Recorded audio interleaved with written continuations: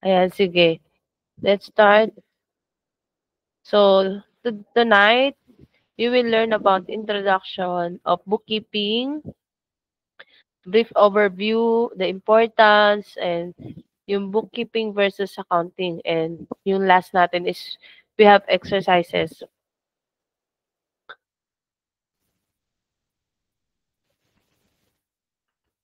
So, once nag-start na tayo sa main topics natin, no, ito yung dapat nating i-prepare. So, kapag na-receive niyo na yung book natin, so pwede kayo magsagot doon, pwede rin kayo mag-another notebook para sa ating mga terms, terminologies, yung mga computation. So, yan. So, dapat may extra tayong notebook and yellow pad. So, kaya yung sinuggest ko dito is friction pen para every time na ko-compute kayo, no? Kasi tayo dito sa bookkeeping is manual. So, pag nag-compute tayo, once may mali tayong nasulat, pwede natin burahin. And kapag kasi yung normal na pen ang gagamitin natin, mas madumi sa papel. Okay? So, I suggest na magkaroon kayo ng friction pen. Ayan, all goods naman. Malinaw naman yung salita ko.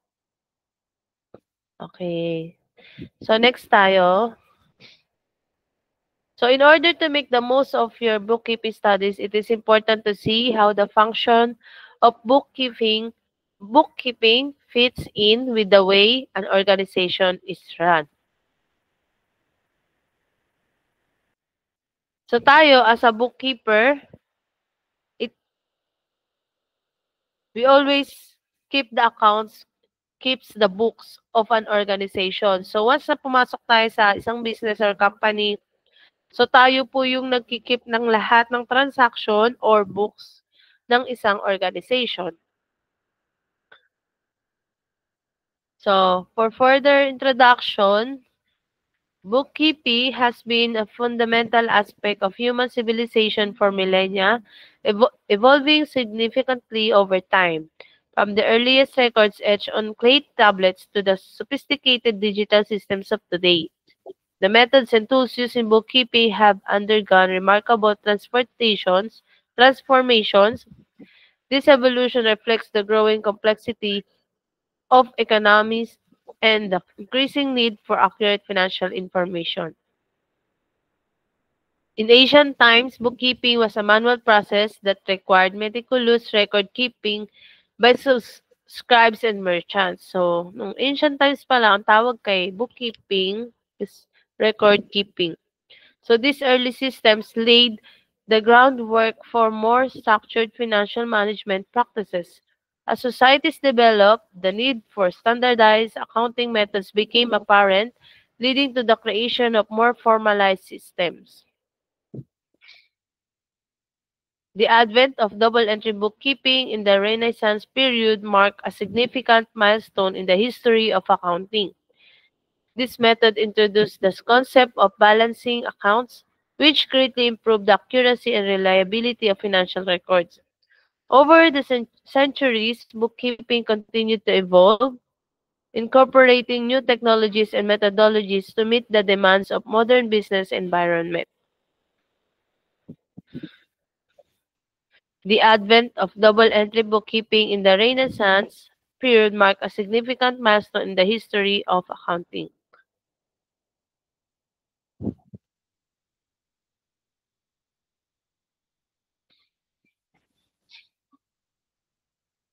And this is the overview for bookkeeping. Bookkeeping is the systematic recording, storing, and retrieving of financial transactions for a business, organizations, or individual. It serves as the foundation for the accounting process by ensuring that all financial data is accurately captured. This process involves tracking income, expenses, assets, and liabilities to provide a clear financial picture.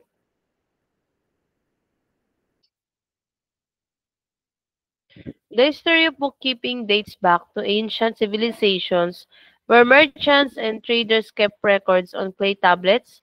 and papyrus scrolls. These early methods laid the groundwork for more sophisticated systems of accounting.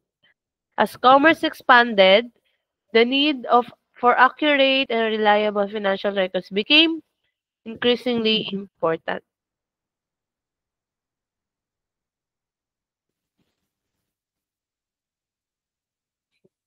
So in the Middle Ages, the advent of double entry bookkeeping revolutionized the field, providing a more comprehensive and error-resistant method of tracking financial transactions. So this system, attributed to the Italian mathematician Luca Pacioli, became the standard for businesses worldwide. Double entry bookkeeping ensures that every transaction is recorded in at least two accounts, balancing debits and credits. So, this week, malalaman nyo kung paano tayo mag-double entry bookkeeping. So, modern bookkeeping has evolved significantly with the advent of technology, transitioning from manual ledger books to sophisticated accounting software. These digital tools streamline the bookkeeping process, reduce errors, and provide real-time financial insights. So today, bookkeeping is an integral part of financial management, supporting decision-making and regulatory compliance. So here are the importance of bookkeeping. We have accurate financial records, compliance with laws and regulations, financial planning and budgeting, cash flow management. So first, the accurate financial records. Bookkeeping provides a clear and accurate picture of a company's financial situations, enabling informed decision making.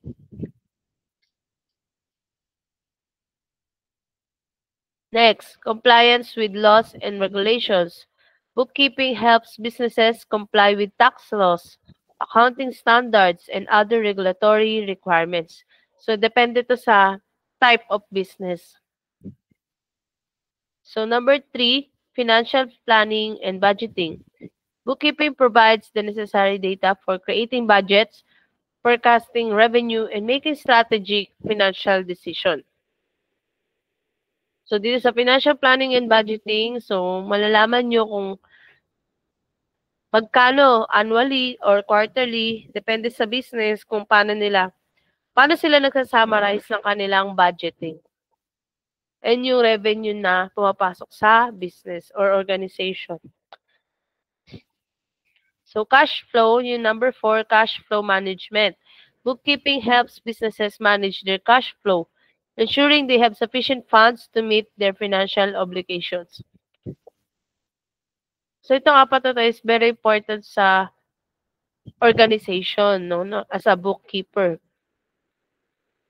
So, as yung pag-aaral natin, no, as we go along in our training, so, malalaman nyo at ma-analyze nyo yung mga different kind of problems na na-encounter ng organizations.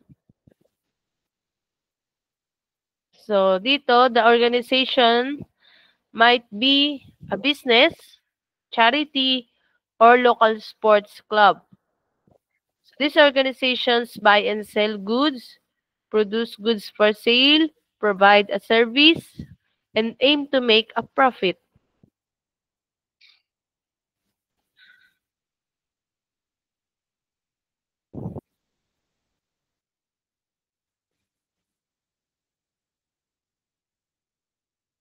The bookkeeper might be the owner of the business, or it may be someone employed to undertake this work. All financial transactions are entered in the books of account, and the information record in them can provide important data for the business.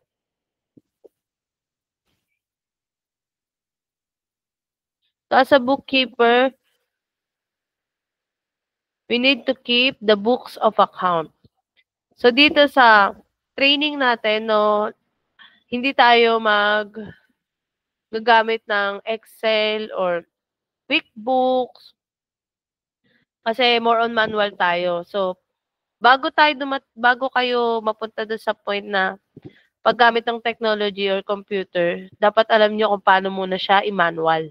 Para kapag naka-encounter kayo ng problem, alam nyo kung saan nyo titingnan yung transaction na yun. So, in starting a business, ayan, di ba? Kapag may business tayo, mayroong money in and money out. So, kapag nagtayo tayo ng business, may papasok at may lalabas na pera. So, once we start the business, it involves raising money and using the money to get the business going. So, in raising money for business, meron tayong capital and liabilities. So, sa put in by the owner or owners. So, yung capital, ito yung ginagamit ng owner para makapag-start ng business. So, pwede ring sa raising money for business, pwede rin na maging liabilities. Bakit? Kasi merong mga owner na humihiram muna ng pera para makapag-start ang business. So, dito siya pumapasok, capital and liabilities.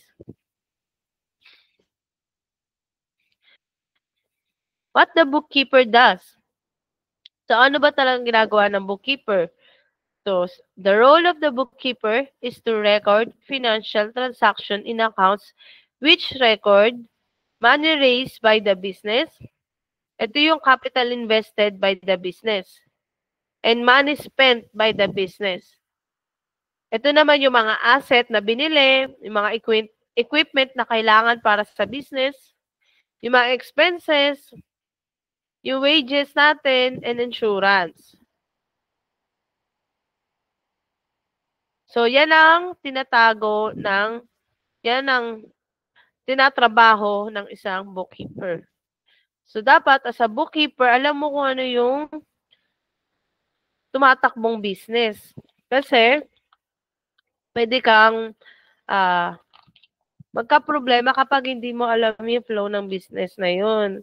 Even as a bookkeeper or as an owner ka, alam mo dapat kung ano yung pasikot-sikot ng isang organization or business.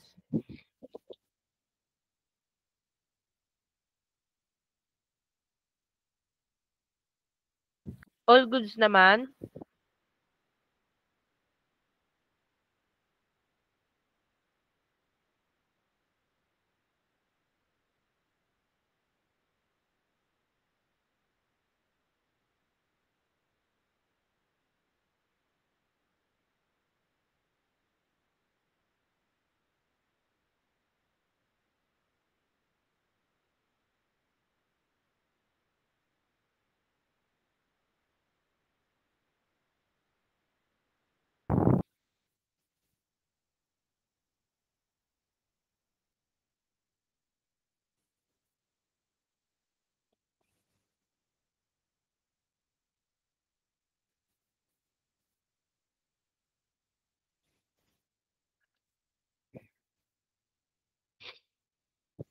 Ay, nawawala. Okay, let's proceed. So, ito, i-explain naman natin kung ano yung kaibahan niya sa accountant, sa accounting. Okay? So, kailangan natin tandaan to, maunawaan kung ano yung pagkakaiba niya sa accounting. So, as a bookkeeper, ano ba yung pagkakaiba ko sa accountant? Okay?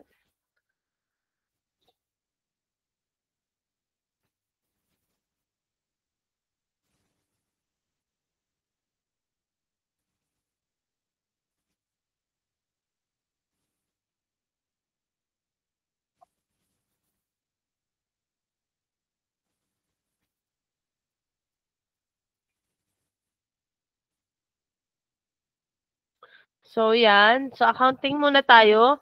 Yung accounting focuses on the preparation, presentation, and analysis of financial statement and reports. So, preparation. So, si bookkeeper kasi, si bookkeeper mo, kaya, for example, organization, tapos, organization or a business, tapos ikaw ang bookkeeper. So, ang business, i-compile muna lahat ni bookkeeper, lahat ng records nyo. lahat ng records ng isang business. So, once na na-finalize niya lahat yon, yung book of accounts, so, ang gagawin ni bookkeeper ay ipapasa ito kay accountant. So, si accountant naman, nagpo-focus siya ngayon sa preparation, yung presentation, kung ano yung summary ng business. Summary sa financial reports. O yung financial reports annually. Okay, financial statements. So, siya yan. So, isa-summary niya lang lahat ng ginawa ni bookkeeper. So, yung scope niya encompasses a broader scope including financial statement preparation, budgeting, forecasting, financial analysis, and tax planning. So, depende kasi dun sa summary na ginawa ni bookkeeper kung ano yung ipepresent ni accountant. So, ang objective naman niya is the primary objective of accounting are to provide stakeholders with financial information, ensure compliance with laws and regulations, and aid in decision making. So, si accountant, siya yung nagpe-present sa mga stakeholders kung meron man, yung mga directors, yung mga board of members ng isang business or organization. Then, kapag final na yung financial information na yun, so siya naman ang magko-comply sa BIR, no? Or kapag meron pa siyang mga suggestion na gagawin, changes dun sa financial report na yon, pwede siyang mag-suggest dun sa owner or sa stakeholders or sa business, sa board of members. So, siya yun. Okay? So, yung skills naman niya, financial modeling, financial reporting, and tax planning. Yun talaga yung pinaka skills ng accountant, no? So, doon lang siya nagpo-focus. Analysis, modeling, financial reporting, and tax planning. So, di ba, siguro, sino na nakapag, nakapaglakad na ng mga ganito, yung book of accounts sa BIR. Di ba, sa BIR, yung isang business, so, sino yung mga business dito, di ba, may kailangang ipasa sa BIR, yung tax na yun. Ano tawag tax? Sa BIR, basta yun, yung tax na kailangan magbayad ng business. So, si naka-base kay accountant kung ilang percent yung napupunta doon. So, depende kasi sa summary ng annual reports na ginagawa ng bookkeeper yon. For example, 1 million. So, sa 1 million na annual financial report na galing kay bookkeeper, so, i-categorize naman ni accountant yon kung magkano yung ide-deduct or babayaran sa tax. Okay?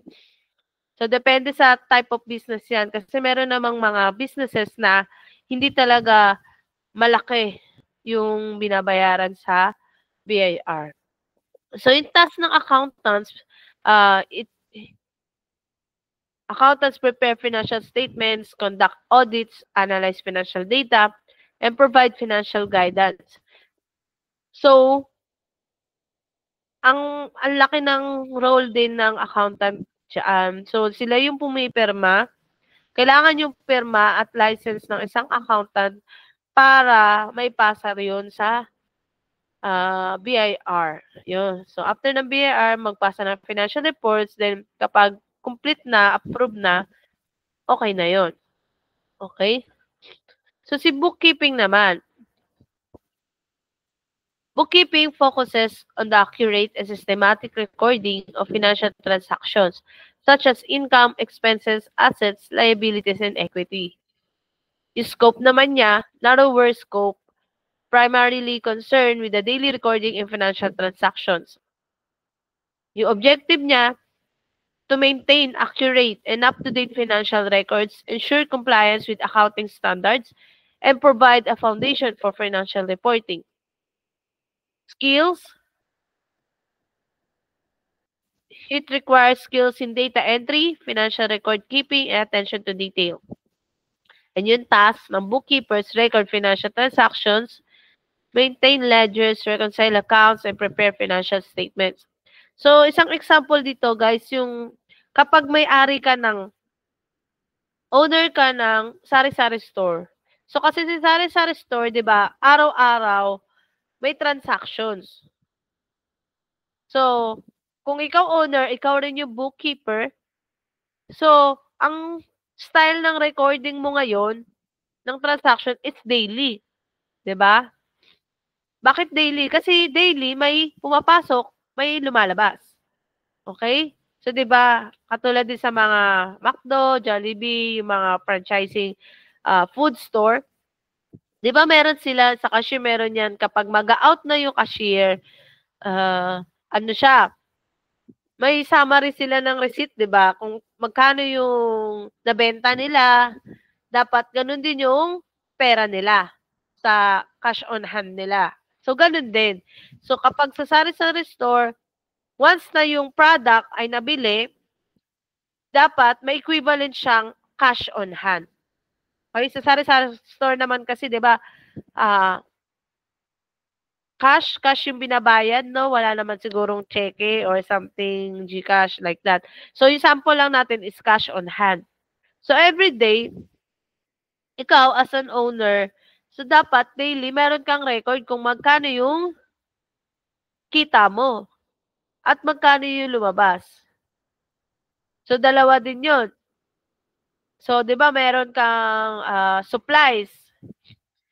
So, kailangan, bago ka mag-open ng store, alam mo dapat, nakapag-inventory ka kung ilan yung laman ng store mo. For example, 100 na sesto. O, sa buong maghapon, bago ka, pagkasara mo ng store, ilan yung nabawas dun sa sesto mo. O, for example, lahat na ubos, tapos 10 pesos isa. So, 100 times 10, ilan? 100 times 10. 1,000? Okay. So, kung 1,000 yon, dapat may pera kang cash on hand na 1,000. Kasi yun yung benta mo. Okay? Gets po ba? So, sari-sari store pa lang yung sample natin. Okay? So, naintindihan po ba?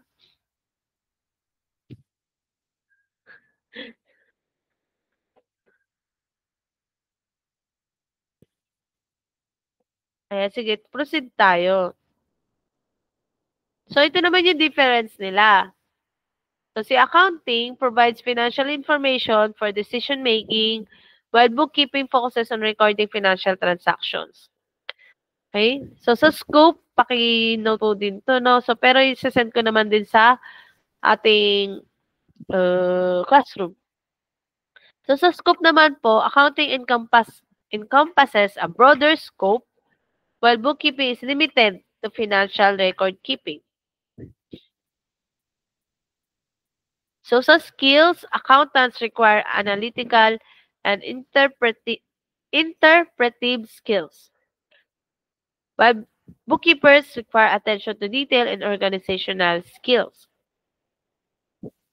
So, sa task, accountants prepare financial statements and provide financial guidance, while bookkeepers record financial transactions and maintain ledgers. Okay? So, si accountant, so, sa madaling salita, sa financial reports na siya. Financial information, decision making, no, mga analytical, interpretative, and decision making. So, si bookkeeper, magpo-focus lang talaga siya dun sa book of accounts, sa transactions, no? Sa mga records ng isang organization or bookkeeping, or organization or business.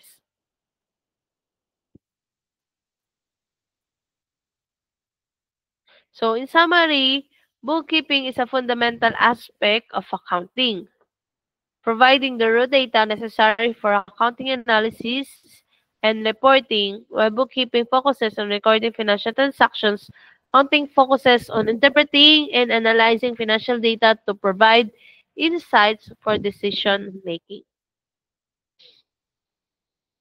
Ayan. So, yan yung set 1 na natin. Okay. Tapos, ang bilis ng explanation ko.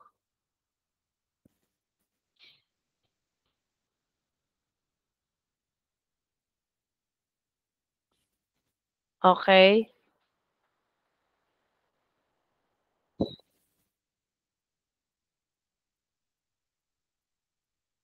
Sige. Sige, let's have a 10 minutes break po, no? Tapos balik tayo, ha? Kumain na ba kayo?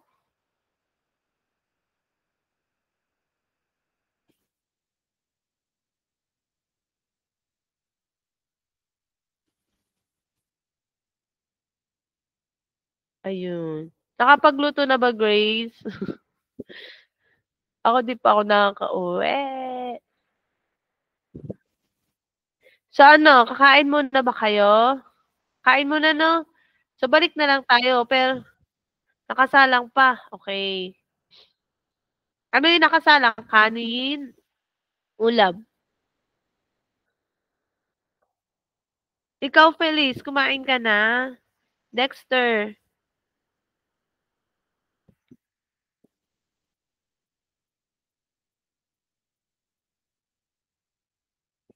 Okay, proceed muna tayo. Walang makain ko. Punta ka kay Grace. Ah, sige, proceed muna tayo. Kaya pa. Wala pa jowa mo dyan, Feliz?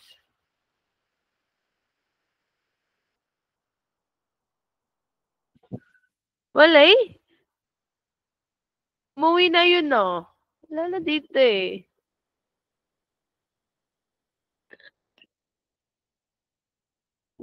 Sige, sige. Wait. Ano ulit ako ng presentation. Hindi na to mapuputol yung Google Meet natin eh. Okay na to eh. Eh.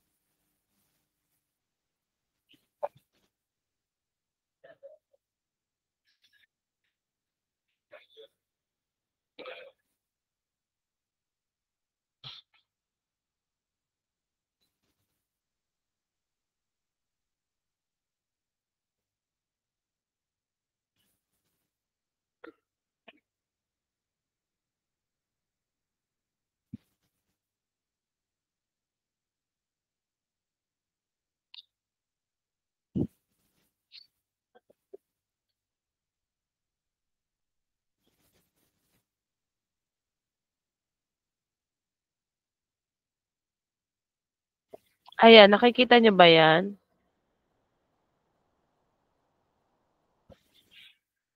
Okay. Maliit ba? Or sakto lang? Sakto lang? Ayan, sige. So, mag-start tayo sa uh, mga terminologies, okay? So, dito, meron tayong account.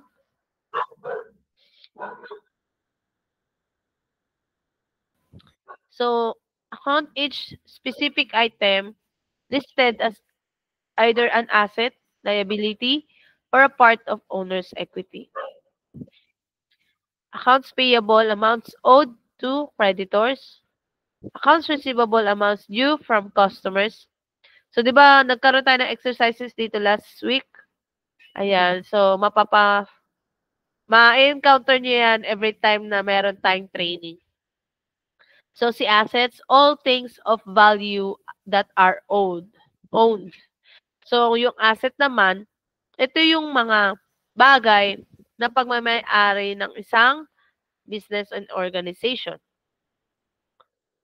Itong assets na to, ito yung, for example, ako yung owner. So, iba yung gamit ko sa bahay, iba rin yung gamit na ginagamit sa business. Naunawaan nyo ba? So, kapag meron tayong business, so, hindi natin ini-include yung mga bagay na nasa bahay natin. Kasi hindi naman yun ginagamit sa business eh. Okay? Gets ba? Okay, so kasama sa ating book of accounts yung assets. Yun yung ginagamit sa business lang natin. Okay? Business transaction is a financial event that occurs causing a change in two or more accounts. An investment, the owner gives his or her own money to the business, directly increasing capital. So, sa investment naman, ito yung ginagamit na pera para i-invest or para gamitin as capital of the business. Okay? Liabilities, all debts that are owned. Ito naman yung mga bagay na hinihiram natin or inuutang ng business. Owner's equity is the value of one's net worth, capital or proprietorship, the amount of assets remaining after all debts have been paid.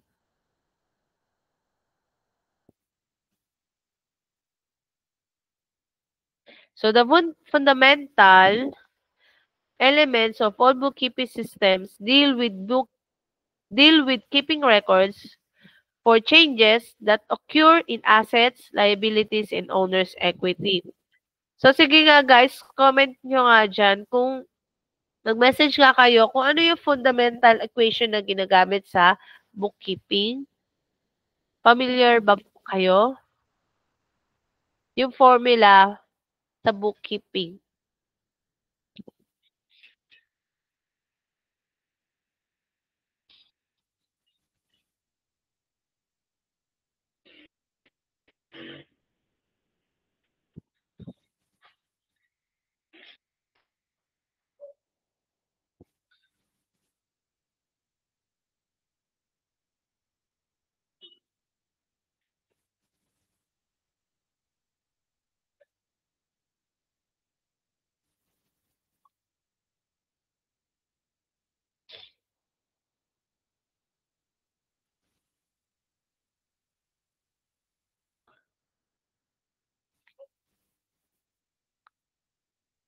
Sige, mamaya ako sasabihin kung tama or mali. Please.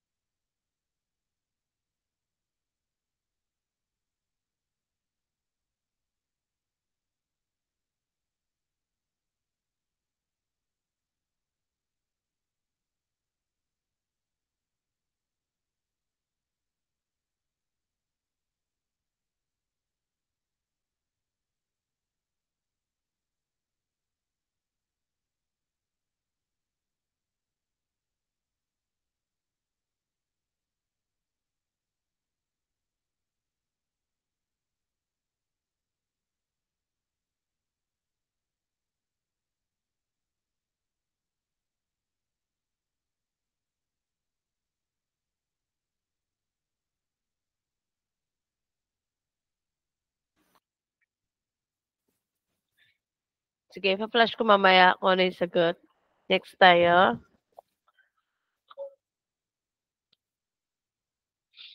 So, assets are all things of value owned by an individual or business. So, personal assets may include cash on hand. cash on hand. Yan yung sinabi ko kanina, di ba? In example ko. So, as well as savings and checking accounts, an automobile, and home. Business assets may include similar items as well as amounts due from customers, accounts receivable, and a building owned, not rented. So, ito yung mga examples of assets as personal and business. So, dito sabi, may example tayo na a student's personal assets might include the following. So, cash, yung student as a personal asset. Ano ba yung, so, kapag student ka, meron kang personal assets. So, ito yung mga sample. Cash on hand and in a savings or checking account, clothing, sporting equipment, jewelry, bicycle, and car. Okay? So, pwede kayong magbigay pa ng mga sample ng as a student personal assets. May ibibigay pa ba kayong sample, ideas? So, pwede kayo mag-comment dyan. Mag-message sa box natin. Ano pa ba?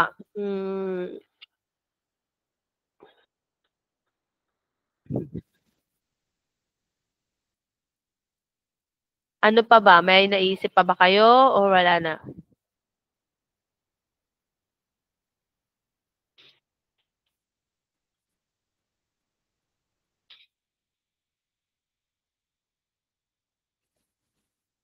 Wala na? Okay, sige. Let's proceed. So, sa family personal assets naman, ito yung mga sample. We have cash on hand and in checking accounts, home-owned or not rented, furniture and furnishings, investments in stocks, bonds, and or land, car.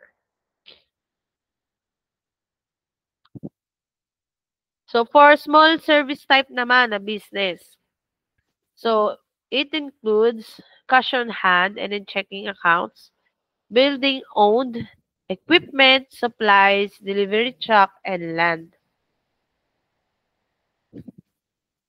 So, dito may sample tayo na company. Ano yung name ng company? Sige nga, paki-message sa ating message box. Ano yung pangalan ng company na nakalagay dito? Pa-type.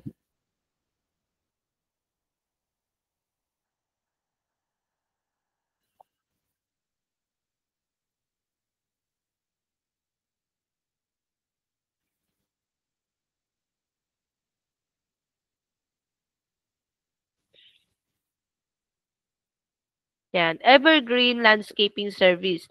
At ano naman yung pangalan ng owner?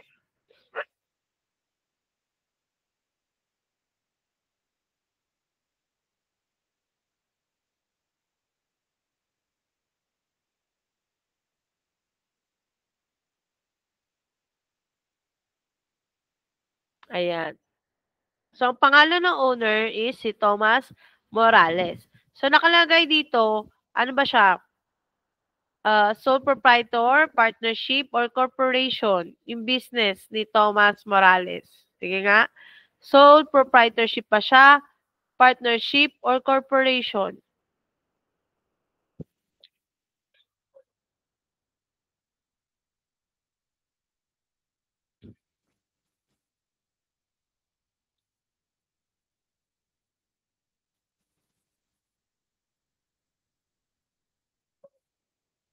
Sole property. Sole proprietorship. Sole proprietorship siya. Sole proprietor. Hindi siya sole property, Feliz. Ikaw naman. Ayan. Or baka, di ba tapos si type? Ayan. So, dito sa sample natin, si Thomas Morales is a sole proprietorship. Kasi si sole proprietorship, ang type of business na to is isa lang yung owner. No? Isa lang yung nagmamay-ari ng company or business. So, dito sa sample natin, nilista ni Thomas Morales ang lahat ng asset niya sa Evergreen Landscaping Services. So, mapapansin niyo dito, ito yung mga list of asset niya. Ito naman yung mga amount kung magkano yun. Okay? So, sa list of asset kasi, yung mga bagay na yan, minsan yung mga equipments, yung mga truck, so mga furniture, so after a year kasi, nagiging, yung price niya bumababa. No, ano tawag doon? Sige nga, kapag yung isang asset or property or equipment tumagal ng 1 year, 'di ba? Every year, ano nangyayari doon sa price niya? Yung amount niya, bumababa ba or tumataas? Sige nga, paki-comment po.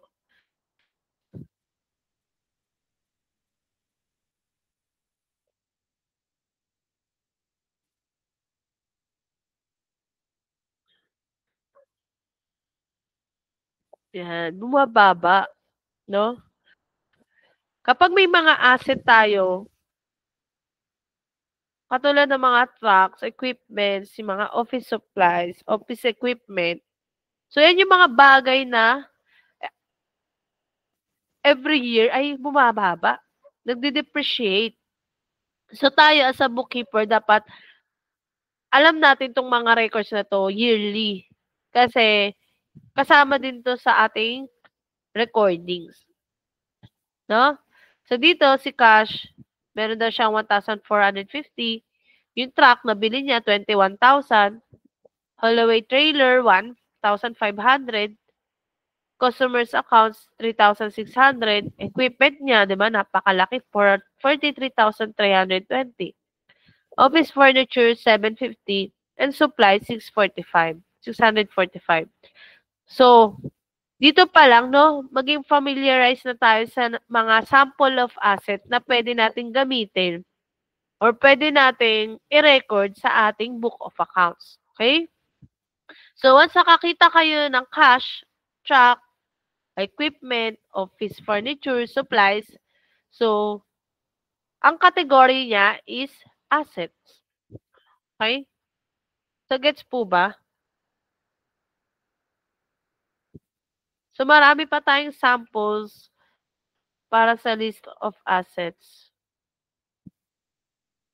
So, dito naman, yung customer's accounts refers to amounts owed to the business by its customers. They are assets because they will be turned into cash as payments are received. Customer accounts are called accounts receivables and will be referred to by the term in this text.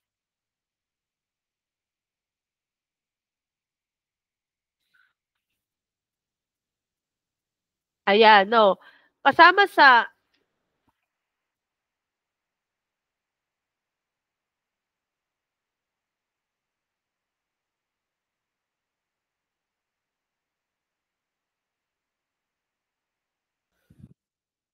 so punta tayo dun sa liabilities. Liabilities are the debts owed by an individual or business. Personal liabilities may include unpaid charge accounts, as well as account balances, as well as amounts owed on a home and or automobile loan.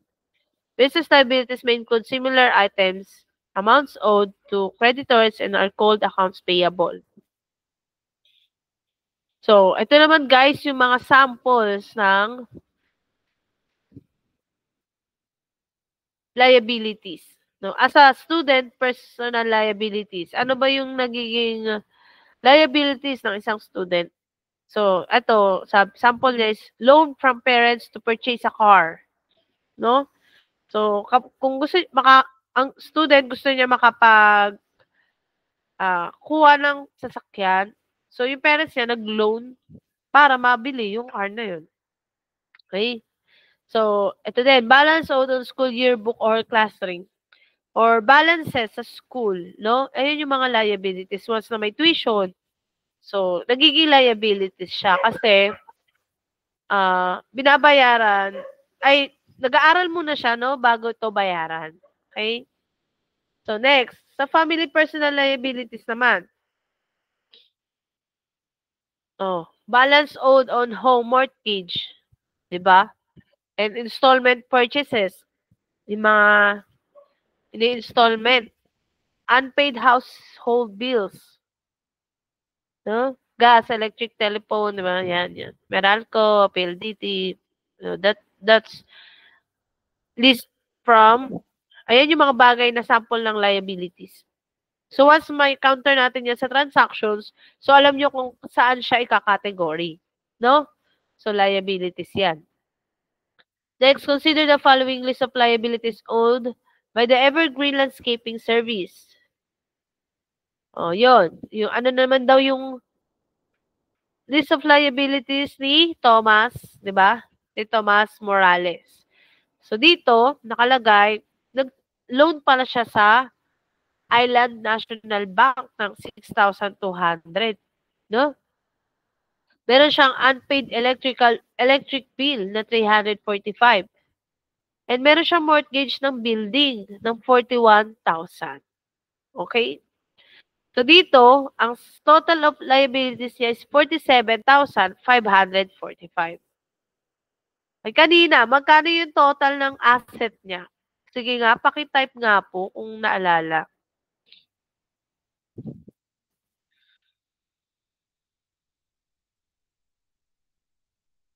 Naalala niyo ba kung magkano yung total asset niya? Yes or no?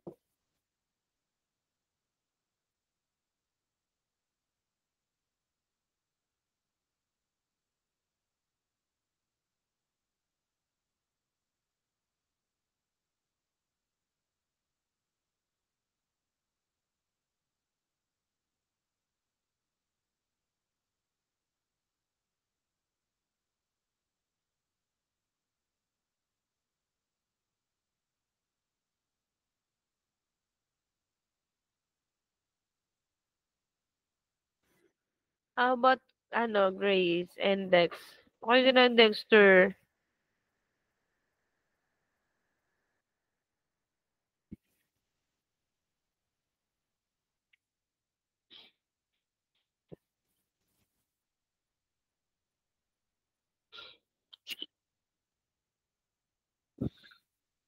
Nakalimutan. Okay, ipa-flash ko ulit. So, dito, di ba?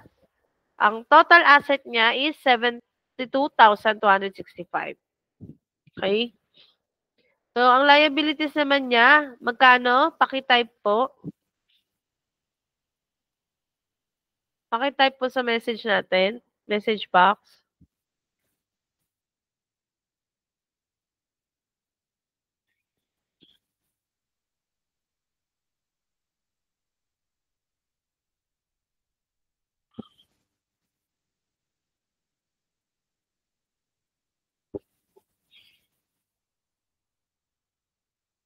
$47,545.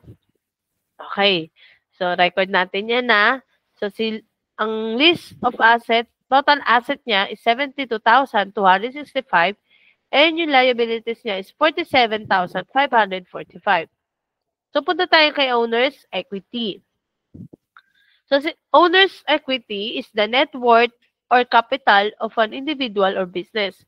It refers to the amount of assets remaining after all liabilities are paid. To determine owner's equity, total all assets, then deduct all liabilities. Okay, gets ba? To determine owner's equity. Ito yung owner's equity. So, para ma-determine daw yung owner's equity, kailangan natin i-deduct yung liabilities to asset. Okay.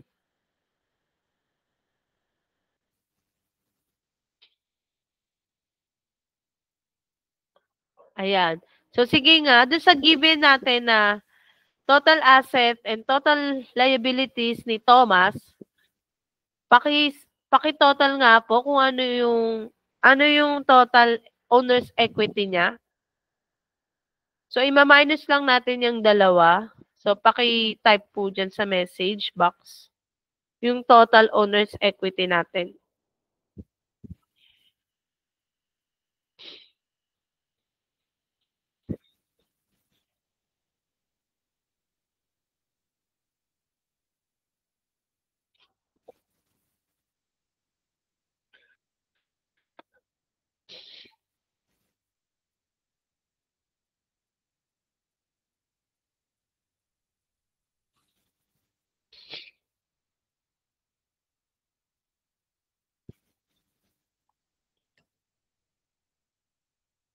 So, ang natira na lang sa kanya is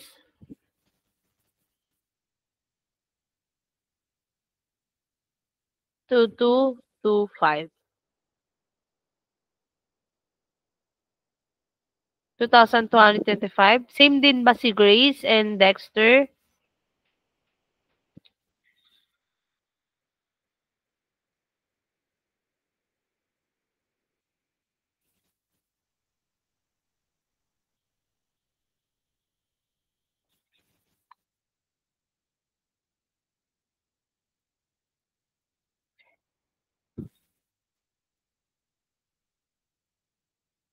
Okay, sige. So, ang tamang sagot is 24,720. Ito naman, may sample pa dito. Ay, may sagot na, oh. So, sa students naman, yung sample dito, guys. So, madali lang naman to, no? Kasi naka-total naman lahat ng assets natin and liabilities. So, talagang ima-minus lang natin dun sa formula natin. So, ang pinaka-formula talaga ng fundamental equation ng bookkeeping is asset is equals liabilities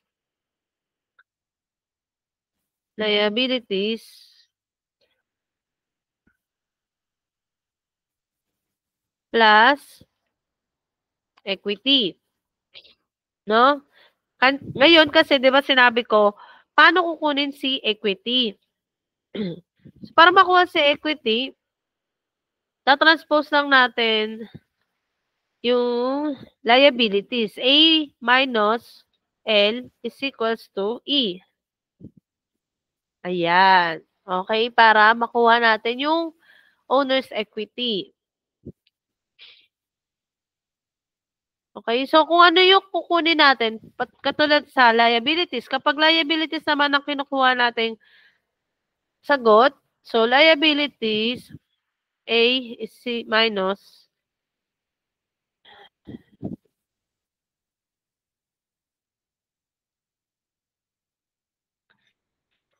A minus E equals L. Tama ba? Check nyo nga. Ayan, sa students' assets naman, no, may sample din tayo for students' asset. So, si student asset, total niya is 2,675. Tapos, meron siyang liabilities na 450. So, the student's owner equity equals 2,225. Paki-check nga po kung tama yung sagot. Ano po, compute sa calculator natin. Yes or no? Paki-type mo yes or no kung tama.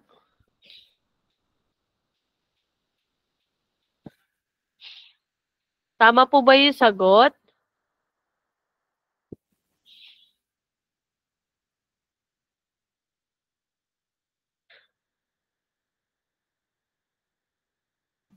Ayan. Sige, next tayo. So, dito naman, check natin. Sa family asset naman, ang total asset niya is 105,700 and yung liabilities niya is 44,960. The family owner's equity equals 60,740. So, paki-check po kung tama. 105,000 minus 44,960. 60,740. Tama po ba? Yung sa family owner's equity?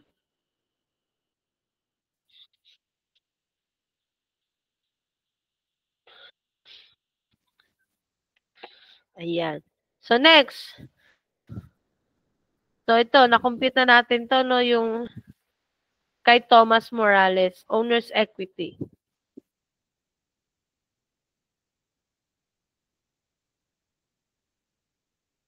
So, ayan. Tama naman yung sagot natin, 24,720. Ayan, ito naman yung fundamental bookkeeping equation. So, dito, the relationships among the three elements of bookkeeping, assets, liabilities, and owner's equity may be stated as follows. So, tama yung sagot nyo kanina, yung assets is equals liabilities plus owner's equity. So, lagi yung titingnan, yung asset is always in the left side. Okay? So, si liabilities and owner's equity is always on the right side. So, assets are sometimes referred to as being on the left side of the equation. Liabilities and owner's equity are on the right side. So, yan. So, mapapansin nyo sa T, di ba? Papansin nyo, T accounts, T, naka-letter T siya. Kasi, mapapansin nyo dyan, yung asset is always on the left and liabilities and owner's equity is always on the right. Okay? So, dito, example natin is yung truck ni Thomas Morales. No?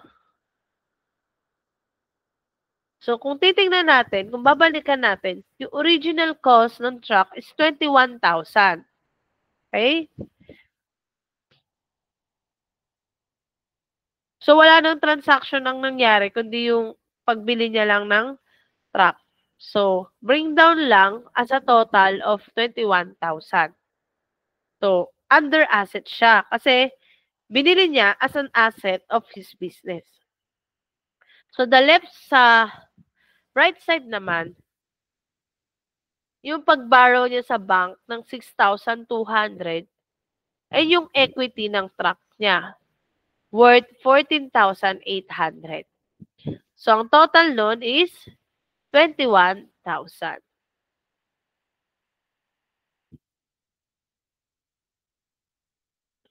So, dapat, in every transaction natin, pag kinumbine mo yung pag chinek mo yung total niya, dapat mag-equal sila.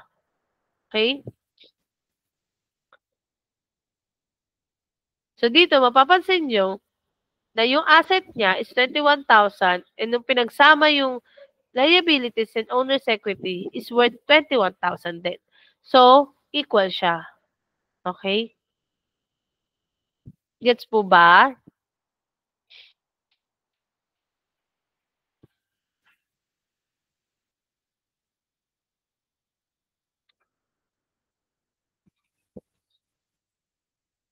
So, dito may samples pa tayo ng mga kung paano gamitin yung fundamental equation ni bookkeeping. So, when any two of the fundamental elements are known, the third can be found. No? If assets total is 10,000 and liabilities total 4,000, owner's equity equals 6,000.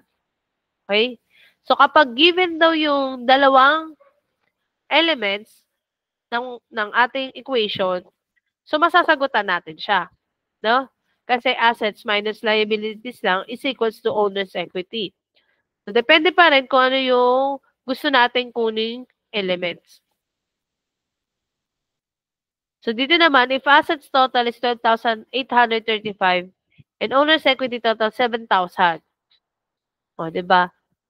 So, dito, ang pinaka-standard formula natin is A is equals, assets is equals to liabilities and plus equity. So, dahil dito, ang hinahanap natin is liabilities naman. So, itatranspose natin yung owner's equity dun sa side ng asset. So, asset is minus owner's equity is equals to liabilities. So, ganun yung create natin ng equation. So, dito naman, asset din naman yung kailangang kunin. So, these examples illustrate the variations of the fundamental bookkeeping accounting equation. So, all of these are true statements, whether for an individual, family, or a business. So, all assets are subject to two claims. So, first, in those to whom debts are owned and those of the owners. So, in listing claims against assets, claims of those to whom debts are owed always come before claims of the owner.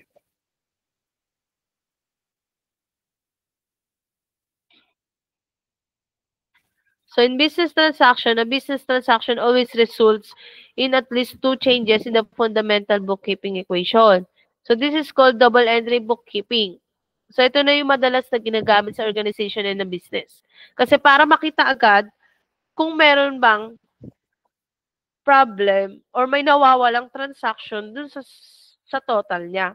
No? Dapat kasi ang total lagi ng double entry is equal always. Same dapat ng total nila ng asset, liabilities, and owner's equity.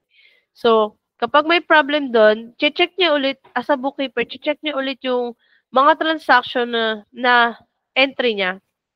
Kung meron po bang hindi nasama, or may maling pag-input ng total.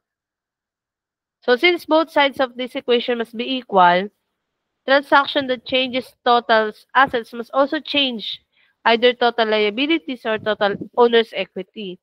So kung monthly tayo nagre-record or maglalagay sa journal natin, kapag may problem kasi dun sa, for example, pang third day ng transaction, so lahat na yun magbabago hanggang dulo. So talagang be careful tayo sa pag-input ng mga records natin kasi lahat yun, kapag may mali tayong na-input, so maapektuhan po yung mga susunod na i-input natin. So mali na agad yung summary natin. Mali na agad yung total natin. Okay? So each item listed as either an asset, a liability, or an owner's equity is referred to as an account. So, kapag asset yan, asset account. Kapag liabilities, liabilities account. And for owner's equity account. So, just like the title of a book, these accounts must be referred to by their exact title. No? Every elements have different titles. Okay? So, ma-encounter nyo yan as we go along in the training.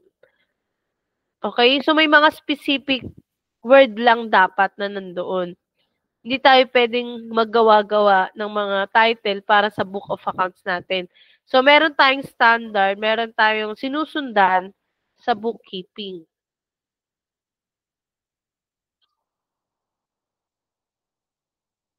Ito yung mga commonly used na account titles sa asset. Under asset muna tayo, no? So, sa cash, we can say or we can determine yung title niya as cash or check accounts or savings accounts. Okay? Cash, check accounts, or savings account. Tapos, under asset din, yung accounts receivable. Then, supplies, equipment, land, buildings. Ayun yung kaninang kasama dun sa mga asset ni Thomas Morales. So, under liabilities naman, ang sample na dito is accounts payable, notes payable, and mortgage payable. So, isipin nyo agad kapag liabilities, ito yung mga utang ng business. So, under owner's equity naman, ito yung capital, no, na ininvest ng owner sa kanyang business. So, dito, may mga different transaction tayo, no? Si Morales pa rin ang sample. So, assume that Morales, the owner of the Evergreen Landscaping Service, borrows 2,500 cash from the Island National Bank. So, money borrowed from a bank is called a note payable. So, kapag daw tayo, as a business owner, nanghiram tayo sa bank, ang tawag daw po doon is note payable. So, the original bookkeeping equation showed, so si note payable, under ano ba siya? Asset, liabilities, or owner's equity. Pakitype po sa message box. Si note payable, under anong elements po siya? Accounts, liabilities, or owner's equity?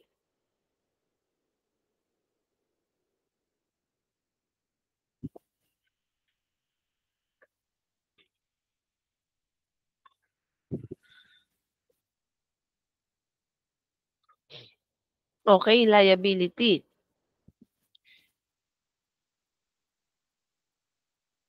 So, ayan. So, ito yung first record natin. Nakikita niyo ba yung asset? Asset, ang total niya, di ba, is 72,265. Yung unang transaction niya, yung total asset, and total liabilities is 47,545. And yung owner's equity niya is 24,720. Ayan yung first na computation natin. So, ngayon, with the cash borrow, the equation changes because the asset account, cash, increases and the liability account, notes payable, increases. Diba? Nanghiram si Morales ng pera sa bank ng 2,500. So, dun pa lang, i-add natin siya sa liabilities. So, kapag nanghiram tayo sa bangko ng pera, madadagdagan din yung asset natin. So, dapat, mag-a-add din tayo dun sa right side natin ng asset. So, madadagdagan ng 2,500 plus 2,500 din sa liabilities. So, sige, paki-compute po kung tama yung sagot na nabigay dito sa under asset and liabilities.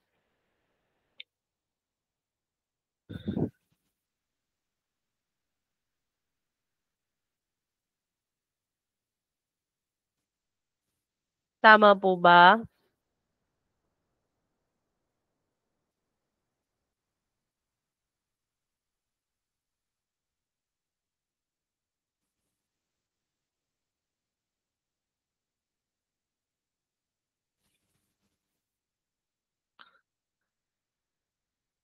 Tama po ba yung total?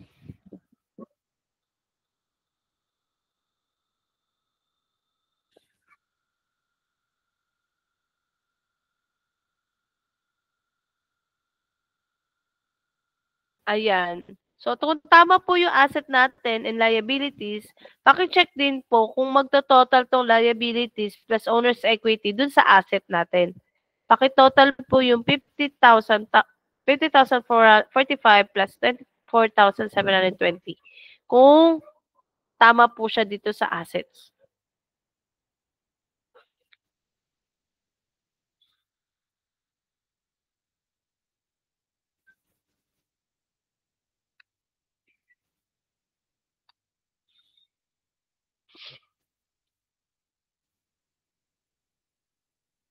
Ayan. So, this transaction resulted in two accounts increases. Total assets increase and total liabilities increase.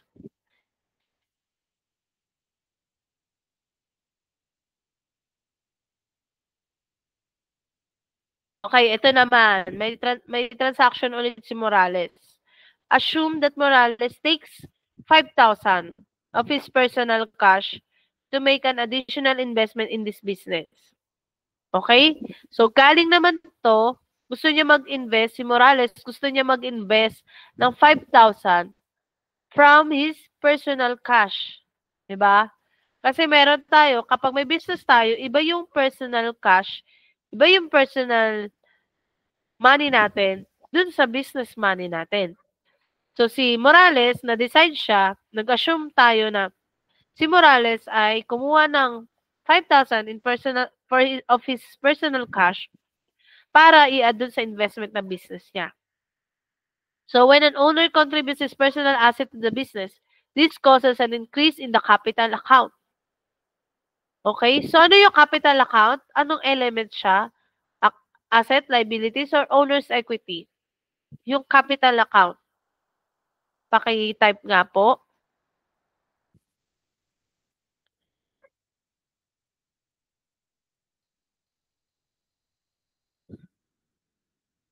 Assets, liabilities, or owner's equity.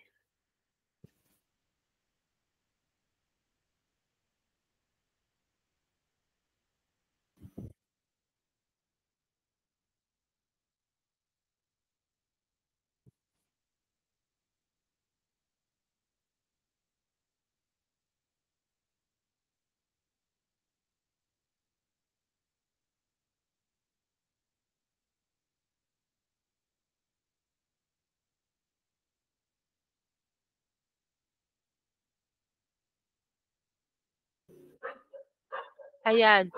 Yung capital account po ay hindi siya asset. Kasi owner's equity siya. Si owner's equity ay nagbe-base siya sa capital. Yung capital ay ginagamit for asset. Yung capital ginagamit for investment ng isang business. Okay? So, which in turn increases owner's equity. So, the equation now shows an increase in cash account and an increase in Thomas Morales capital account. Yes.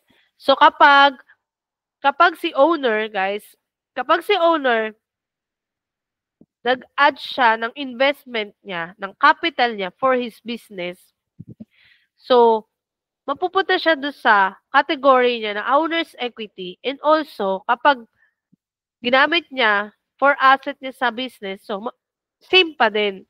Dapat kasi dalawang transaction ang lalabas. Katulad dito sa liabilities, di ba guys? Una, nanghiram si Thomas sa bank. So, which is called note payable. So, saan niya ba gagamitin yung hiniram niya? Di ba pang investment para doon sa business niya? So, kaya nag-add din tayo sa asset. Okay, ganun din dito sa pag-add ng capital ni Morales. So, mag-a-add tayo sa owner's equity and also mag-a-add tayo dun sa asset. Gets po ba?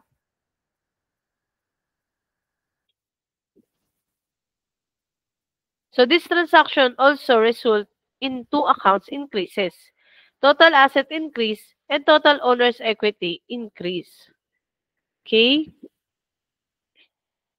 So, kapag narinig nyo agad yung capital account, ang elements niya is owner's equity. So, kapag pinasok mo na siya dun sa business, i-add mo din siya dun sa asset account mo.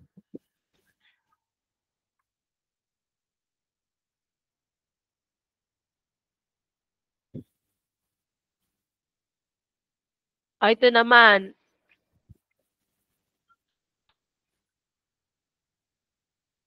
An example, assume that Morales pays 1,000 cash to the Island National Bank as partial payment. Ito naman. On the trunk loan. Track loan. The equation now shows a decrease in the cash account and decrease in notes payable account.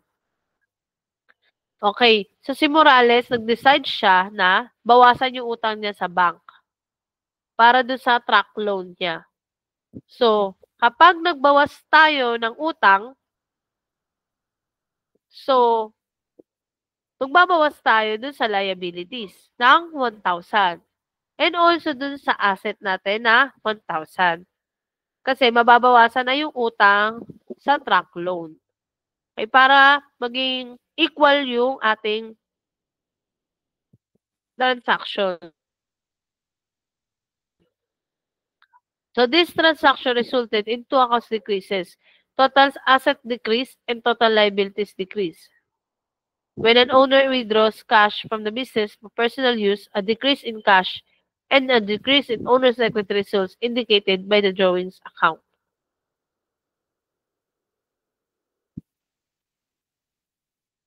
Okay, gets po ba?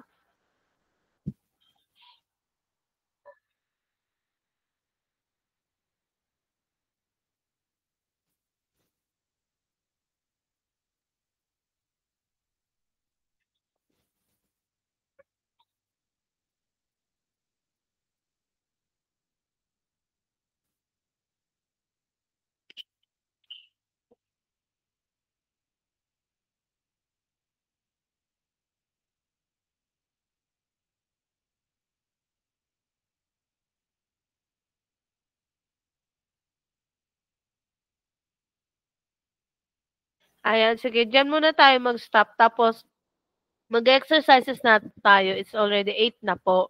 So, magbe-break muna tayo. Then, after break, magsasend ako sa classroom ng ating exercises for tonight. Yun po yung magiging attendance natin. Okay po?